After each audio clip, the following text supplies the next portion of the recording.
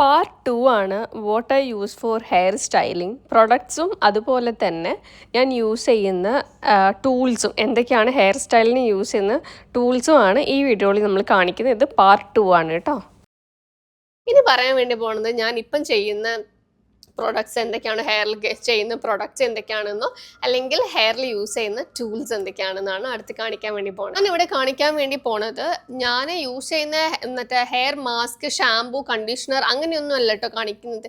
അങ്ങനത്തെ പ്രൊഡക്ട്സ് ഒക്കെ നിങ്ങളുടെ ഹെയറിൻ്റെ ഒരു ടെക്സ്ചർ, അല്ലെങ്കിൽ നിങ്ങളുടെ ഹെയർ ട്രീറ്റഡ് ഹെയർ ആണോ, ഡ്രൈ സ്കാൽപ്പ് ആണോ, ഓയിലി സ്കാൽപ്പ് ആണോ, ഇങ്ങനത്തെ പല സ്പെസിഫിക് കാര്യങ്ങളും നോക്കിയിട്ടാണ് നിങ്ങൾ എന്ത് ചൂസ് ചെയ്യേണ്ടത്. നിങ്ങൾ യൂസ് ചെയ്യുന്ന പ്രൊഡക്ട്സ് എപ്പോഴും നിങ്ങൾ എടുക്കേണ്ടത്. എക്സാമ്പിൾ ഇപ്പം ഞാൻ യൂസ് ചെയ്യുന്ന ഹെയർ ഷാമ്പും കണ്ടീഷണറും എൻ്റെ സ്കാൽപ്പിന് ഡ്രൈ സ്കാൽപ്പ് അതിനെക്കൊണ്ട് അതിന് പറ്റുന്നതായിരിക്കാം. ഞാൻ അത് എപ്പോഴും നോക്കിയിട്ടും ചില സമയത്ത് ചില പ്രോഡക്ട്സ് യൂസ് ചെയ്തിട്ടുണ്ടെങ്കിൽ അട്ടർ ഫ്ലോപ്പ് ആയിരിക്കും. അപ്പം നമ്മൾ എന്താക്കും, വീണ്ടും മാറ്റും. ഇത് എനിക്ക് പറ്റില്ല മനസ്സിലാക്കി നമ്മൾ മാറ്റും.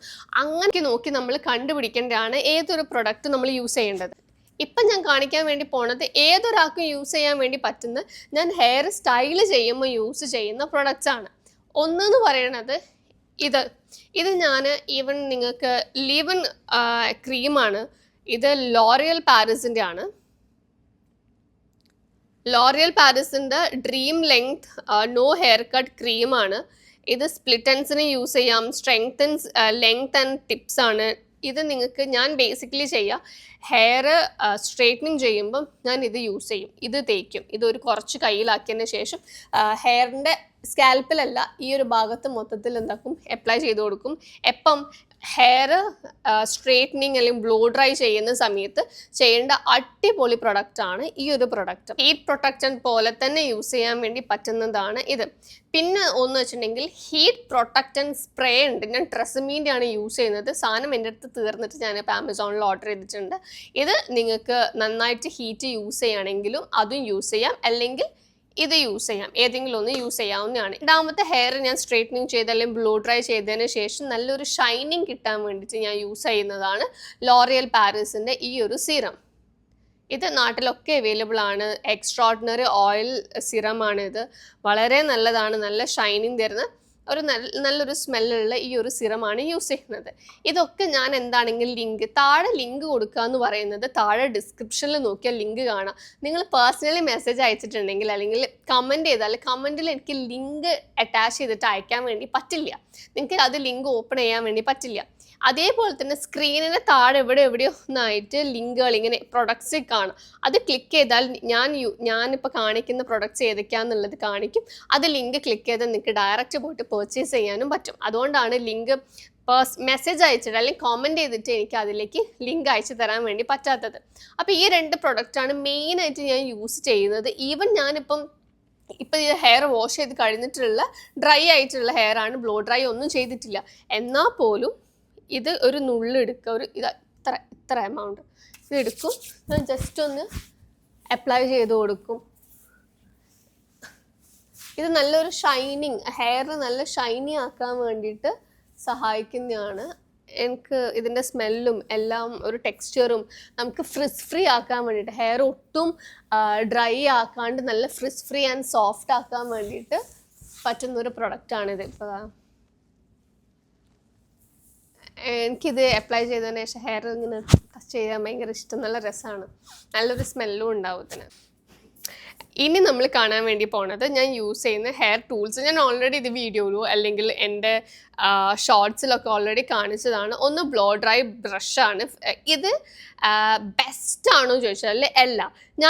ഞാനൊന്ന് കാർഫോർ എൻ്റെ ഇവിടെയുള്ള ഷോപ്പ് ചെയ്യാൻ വേണ്ടി പോയപ്പം അത് കണ്ടപ്പം ഞാൻ ഉദ്ദേശിച്ച സാധനം പോലെ ഉള്ളതാണ് എന്ന് വിചാരിച്ചിട്ട് എടുത്താണ്. ബ്രിസിൽസ് ഭയങ്കര സോഫ്റ്റാണ്. അപ്പം നിങ്ങൾക്ക് കുറച്ച് കട്ടിയുള്ള ഹെയർ ആണെങ്കിൽ നിങ്ങൾക്ക് ഇത് വാങ്ങിയിട്ടുണ്ടെങ്കിൽ വലിയ ഉപകാരം ഉണ്ടാവില്ല.